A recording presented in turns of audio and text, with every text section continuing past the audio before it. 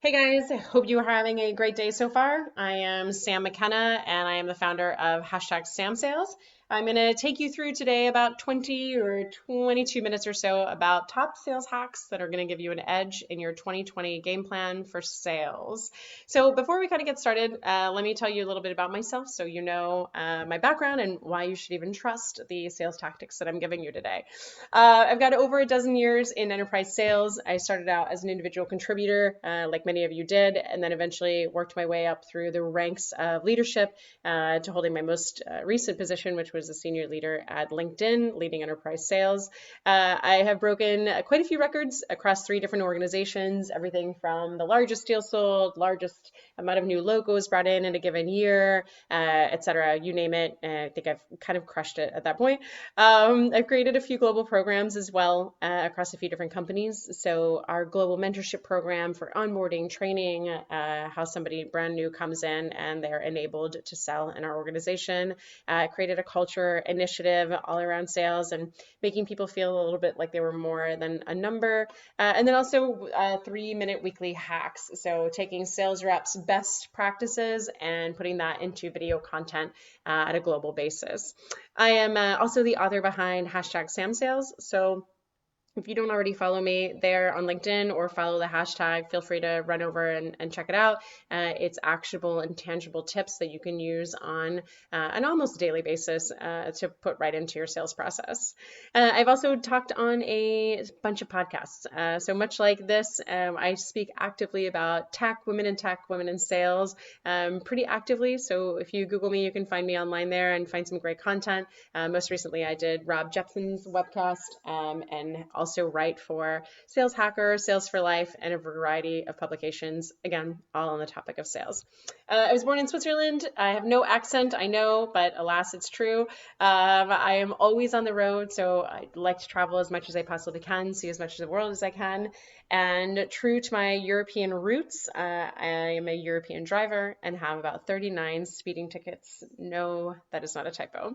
So let me tell you a little bit about why I wanted to put this session together today. So I think one of the biggest challenges that we have in the sales world, right, is that many of us just kind of fall into it, right? So we go to college and we have ambitions to maybe do a whole variety of things with our lives. And then somehow we get into sales or someone tells us to get into sales because we have the personality that's built for it. We're really competitive or we're unbelievably process driven, whatever it may be. There's no formal education though that gets us here, right? So it's kind of what we learn from our peers and mentors, what we learn by reading, what we learn again just from industry experts, but there's no real degree in it, right? You can't go and get a bachelor's degree in sales just yet. So I think what's interesting about that challenge is that the information that we get is so convoluted and so different that you never really know what to trust. So I thought what I would do today is give you guys some great tangible tips that you can use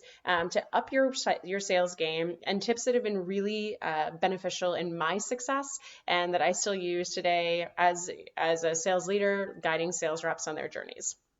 So let's talk about a few things. We'll start with hack one. The urgent bird gets the worm, which is absolutely one of my favorite sayings. So little hack on the early bird gets the worm there, but the urgent bird gets the worm. Urgency to me is one of the biggest indicators of sales success, right? So how urgently you respond to something, right? How urgently you follow through on things. That urgency tells your prospects that they can trust you in terms of delivering the things that you say you're going to deliver, and also just to be working with somebody who's responsive. So let's think about the first thing, inbound inquiries. And I'm saying to respond to these within the same day. So inbound comes in a variety of ways, right? We have inbound on our website. We have inbound that comes in from our BDRs and our SDRs, but we also have inbound that comes in from our prospects and our former clients. So think about somebody that said, hey, we're ready to work with you, but I need a couple of weeks to get our stuff together. And then they say, okay, they send you an email. Or let's say you've got a prospect who now left and went to another company and now wants to work with you here. right? Or even someone who couldn't buy from you in the past and now is ready to purchase from you.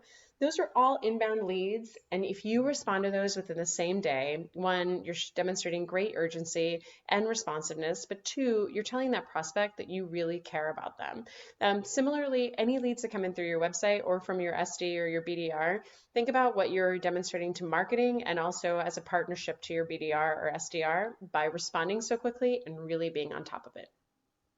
One of the frustrations I have as a sales leader and in working with vendors and sales reps in the past in purchasing technology has been that they'll tell me that they're going to deliver something, right? I'll get you a proposal by the end of the day. I'll get you a data sheet on whatever it is that you need by the end of the week. And then they don't deliver that, right? I'll give you a great example. I recently spoke with a vendor in the law firm vertical who said, we'd really like to work with your company. What can we do to kind of get in there? And I said, well, frankly, I don't actually know what your company does. I'm so sorry, but could you send me some information on it? Let me review it. And then, yeah, I'd be happy to talk to you about whatever it is. And they said, sure, of course. They said that they would have something to me by the end of the week. And it was 6 weeks until that person ended up responding and sending that message. I didn't actually end up responding to the person, but if I had, and if I'd been a little cheeky, I would have responded and said, your lack of urgency demonstrated how unimportant I was to you as a sale, and I'm no longer interested, which I know is really mean. But think about this. If you say you're going to deliver something by then, deliver something, right? And I know a lot of you are thinking, well, sometimes I say I'm going to give a proposal, but then I'm waiting on CS to give me something, or I'm waiting on my marketing team to deliver something, or I'm waiting for discounts to be approved, whatever. That's okay, right? It's okay to not deliver what you said you were going to deliver on time. It's just as long as you show something and say, you were still in my mind, you're still a priority, and I'm giving you something by the time I said I would, which often can just be an email that says, hey, I know I said that I would get this proposal to you by CUB. I'm still waiting on XYZ to come through to me, and I will now have this to you by the end of the day Monday or the end of the day Tuesday. Just didn't want you to think I had forgotten about you. Your prospects will so appreciate that to every regard. And again, it will really set you apart from the competition, because how often people don't do that is really the rule versus the exception to the rule. The thank you and thank you. So let's talk about that. I was recently talking to one of my mentees who said, hey, I went to the Southeast this week. I visited 4 different prospects while I was there on Monday and Tuesday. It's now the end of the day Tuesday, but I want to do something to really stand out to them in a different way as follow-up. What should I do? And so I think 2 things that are core to my sales process and that I think should always exist are, one, after any meeting happens, within that same day, there needs to be a thank you email that goes out. Now, that thank you email is strictly a thank you. There is no ask in that email whatsoever. It's addressing everybody that was in the meeting, whether they were there in person or they were there virtually. And it simply says, thank you so much for your time. I really appreciated getting to meet everybody, talk about all these things that we think we can solve. I know I owe you this and I'm working on that, and I'll have it to you by this date. Again, make sure you actually get it to them or something by that date. And then just close it with a thank you. There is no ask. There's no ask for additional time and additional meetings, something about the sales process. There's no ask from you whatsoever. This is you just expressing gratitude and saying, I really appreciate your time. I'm working on what I said I would. I'll be in touch again soon. Now, the other thank you comes in the form of a handwritten thank you note. Now, I know that this takes time, and I know it's kind of a pain, and you have to pick up a pen and you have to put it to paper, and oh my gosh, that's the end of the world. But I would really encourage you to do this, and this happens within 24 hours of your meeting. So let's say you go to your meeting on a Monday and then you fly home on Tuesday and you're like, oh, I'm not going to get home in time to write my thank you notes by then.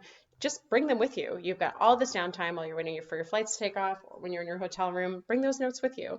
But if you send those within 24 hours, and again, a note goes to every member of the team that was there, right? So the last thing you want to do is send a thank you note to the CMO and then not send a thank you note to the marketing coordinator, who then feels like, well, I'm not important enough to get a thank you note. It goes to everybody. It's a thank you for their time. It's sharing something positive about what the experience was like. And I usually try to make this around a personal experience. So I don't say it was really great hearing about how you want to increase your revenue. I say, like, it was really fantastic to talk to you about, how much you love the city that I'm from, or our, shared love of the Yankees or whatever it may be. I'm not a Yankees fan. Sorry, guys. You'll see where my allegiance goes to later in the presentation. But it's sharing something that you remembered on that meeting and that you guys shared personally, and that's it. It only has to be a couple of sentences, and it will do wonders for letting you stand out against your peers. The very first deal that I got as a rep when I closed this deal, right, was the first deal, rather, that I should say, that got me to President's Club. I sent handwritten thank you notes to the entire team.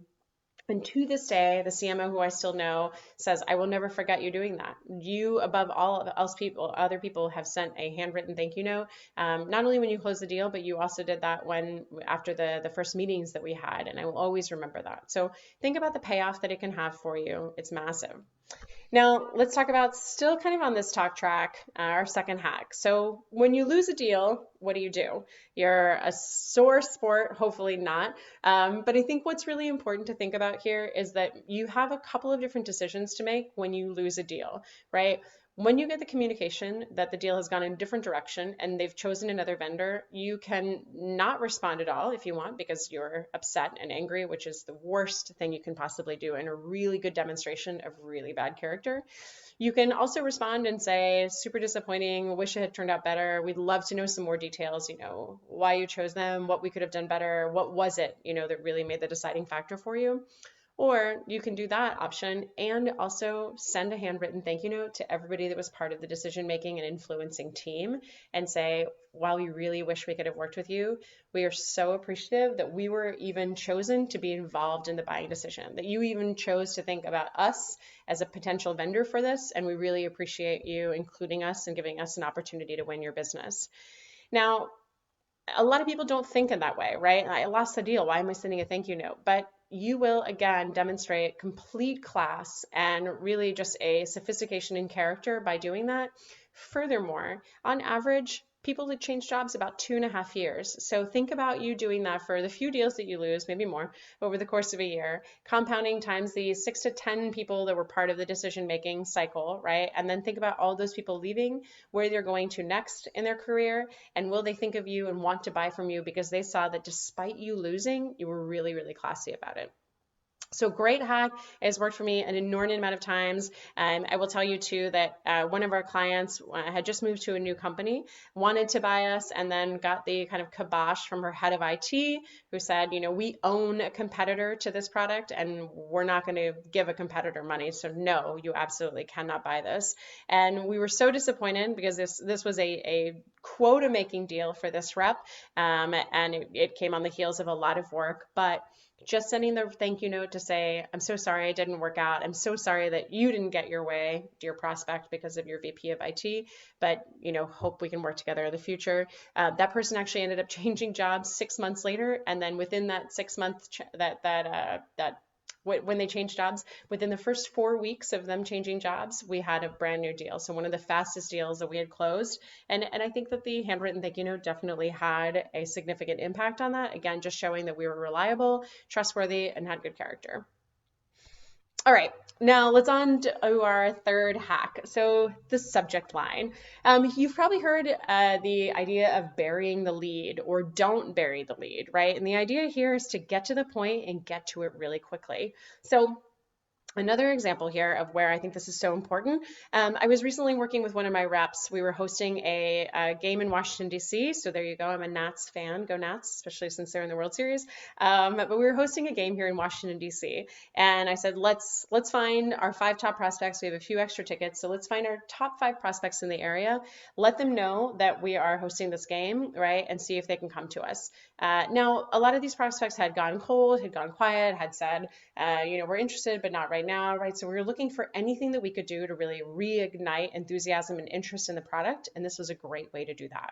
So the rep sent out the emails, and about 3 or 4 days later, I checked in and said, hey, any feedback? Who's coming? What's the deal? And he said, no, I actually haven't heard from any of the 5 prospects that I emailed. And I'm like, that's so strange. You would think that people would want to go to a baseball game. Can I see your messaging, or can I see one of the emails? Let's see if maybe there's something that we can change up in it. So I looked at the email, and here's where the invite came. The invite came at the very bottom of the email. So it was a reply to the emails from before, the exact same subject line, right? right? And it was a lot of fluff about what's going on with our product and how we want to keep the conversation rolling. And then, by the way, we're hosting an event at Nationals Park. We would love for you to join us. Now, the odds of that person having actually opened the email are pretty slim to none, right? Especially if that person's gone dark on us or hasn't responded to us in a while. All they're doing when they see that same email come in with the exact same subject line is saying, oh, it's another email from Sam. What does she want now? I'm going to just ignore this and not open it. So my hack to you is don't bury the lead. Make sure your call to action, whatever it is at the front of the subject line in any email you send, right? And call their attention. Hey, it's not just Sam just talking about the same old thing with the same old project again. I want to let you know that we're going to a Nats game. We would love for you to come. Let us know if you're available, right? So we changed the messaging right away. We added it in front of the re-updated proposal or whatever your subject line might be. And within that same day, we got response from all 5 people, either saying happy to come or regretting that they couldn't join us. I think it's hugely important that you do this and think about this for all sorts of things, right? Whether you have a conference coming up, whether your executives are going to be in town, whether you're traveling to their area, right? You can put at the front of that subject line in Atlanta next week or whatever it may be. Just make sure that they know what the really important call to action is right there, front and center. Cool. And then let's talk about our 4th hack. So I think really important here, one of our favorite and probably most hated words is just nurture, nurture, nurture, right? So we want our prospects to be thinking about us all the time. We want us to just be on their minds. So when they're in meetings or they're thinking about budgeting, whatever it may be, they're thinking about us. And so we've got to think about really creative ways to get in front of our prospects. And it's not just email, right? Or it's not just trying them on the phone every couple of days and really bugging them. What we want to think about is how can we be of value to them one way or the other? And then how can we be of value in creative ways? So let's look at my first piece here. CMO meets CMO. Now, one of the CMOs that I know had recently moved from Pittsburgh to Washington, D.C. She's a female CMO, and she's also a female CMO in a space that doesn't have a ton of female C-suite, especially as a marketer. So one of the things that I thought was, I know another really great CMO in her same space, lives in Washington, D.C. Why don't I introduce them, right? Think about the last time you moved to a new city and how hard it was to make new friends. It's really the worst thing right now that we're out of college, unless you're super, super extroverted. And it's tough. So I really offered 2 things here. One, being able to connect one CMO with another CMO, right? And offer a great networking opportunity, but also offering an opportunity to make a new friend as well, right? And this is something where it's not so easy to do that by yourself. So having someone that has a great network and who's willing to extend themselves is a great value add. Think about this across all of your executives, right? Even if it's somebody that hasn't moved there recently, just say, hey, Bill, do you happen to know Susan? And if you don't, you guys are in the same space and with the same role, you should know each other. I'd be happy to introduce you. Just you doing that, again, extends yourself. It's incredibly generous, and it just reminds your prospect, hey, don't forget, I exist. And AKA, I really want to sell you something, although don't ever say that. 2, let's look at the value-driven email. So I talk about one of the things that I have on my desk and I had for my reps is a swear jar, but it's a swear jar around the idea of just following up, right? So think about the last time you might have even written it today. Hey, Bill, just following up, XOXO, Sam. It's so frustrating because you're just following up and there's nothing there. You're just bugging them, right? You're pulling at their pant leg and saying, hey, remember me? So think about how you can do that in a value-driven way, right? Is there an article you can share that was really interesting? Is there an invite to a webinar, a conference, anything that you can do that really drives value to that individual and is selfless or seemingly selfless for you, right? We want to think about how for them just to see your name and think, that's right, this person exists. And okay, what are they emailing me about? Oh, it's something interesting and this is helpful, or this is something I was just talking about in a meeting. I can use this, whatever it may be, right? So there's a great way to stay on top of their radar by doing that. The other thing to think about here too is how you can do that with social media, right? So make sure on LinkedIn, on Twitter, you're engaging with their content, you're liking their content, you're commenting on it, you're sharing it. Heck, if appropriate, you're even tagging them in someone else's post and comment and saying, hey, Bill, this is what we were just talking about. This article would be a real value to you. Again, there's no ask there whatsoever. It's just you saying, I've got value, something interesting that you should see, and don't forget, I exist. Events are really important, right? So getting any of that face-to-face contact that you possibly can is huge. But think about this, like I know this seems so obvious, right? Like, oh, my company is going to host an event. Of course, I'm going to invite my prospects there. But as a sales leader, I can attest to, and I'm sure many sales leaders listening today can attest to it as well. It's sometimes like pulling teeth to get our reps to actually invite prospects to events. So if you are not doing this right now as a rep, and if your company hosts multiple events throughout the year, you're really missing a massive benefit, right? One, we want that face-to-face contact, but two, if your executives are going to be attending these events, you want them in front of your prospects, right? They're going to do an infinitely better job selling them just by having a high-level conversation than you probably will, and it takes you out of the equation and looks a little less salesy. Lunch and cocktails is also super important, right? Again, we want to get in front of our clients as often as we can, but I would encourage you here to really get more creative about how you get your clients out of the office and with you.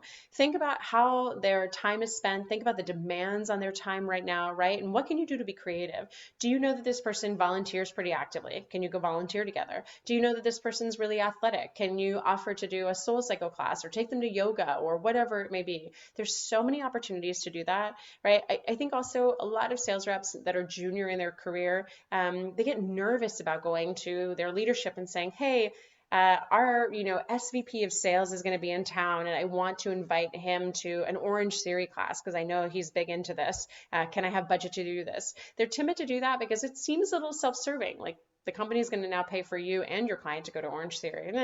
Trust me, your companies are happy to do this for the right title and for the right event, right? And for something, for a deal that's moving forward, they want you to get creative. They want you to spend money on things like this. They want you to get in front of your clients. So be creative and don't be shy by any means. The worst thing that can happen is your boss can say no, and then you can try again some other time. And I'll give you a great example here, the great highlight affair of 2009. So when I was a relatively new sales rep, I was trying to win a deal in DC that was about 350% of my annual quota in one deal, which would have been just lovely. And I had been trying to get in front of the executive director of this organization for some time. I had built a really great relationship with her entire team. They couldn't convince her to spend time with me because she was so busy. So what I actually ended up doing is I ended up getting budget to go to a conference that she was speaking at locally. And she spoke at the conference. I politely waited in the back while other people asked her their questions, right? Because again, my approaching her is definitely self-serving here.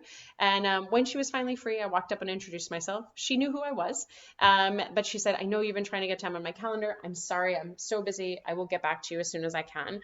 Now, the thing you want to think about that is with most sales reps, they'll say, great, I made an impression. She knows my name. I have face-to-face contact. She's going to let me know when she's available. And, here we go. I'll wait and see what happens. But you don't want to be reactive and just wait and say, okay, you want to be as proactive as you possibly can here. And so one of the things that I said, and feel free to roll your eyes, everybody, as I tell you this story, but I said, by the way, let me ask you something kind of weird. I just moved to Washington, D.C.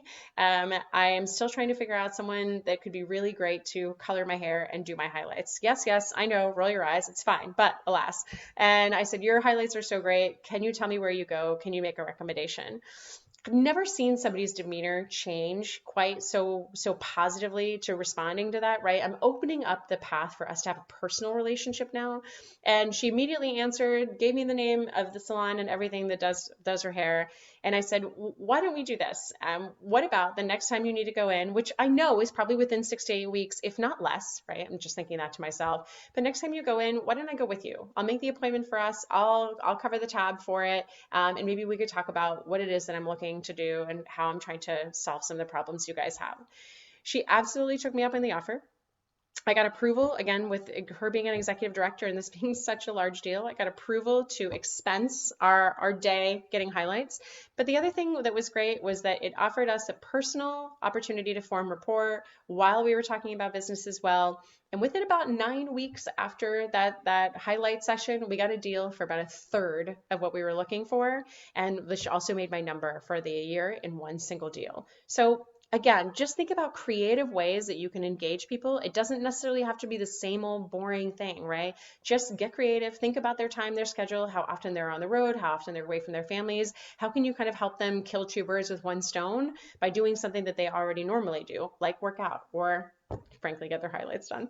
All right, I think that about does it for me. A couple different things just to remind you, hashtag Sam Sales, feel free to follow me over there on LinkedIn. If you have questions, my email address is here as well as my LinkedIn profile.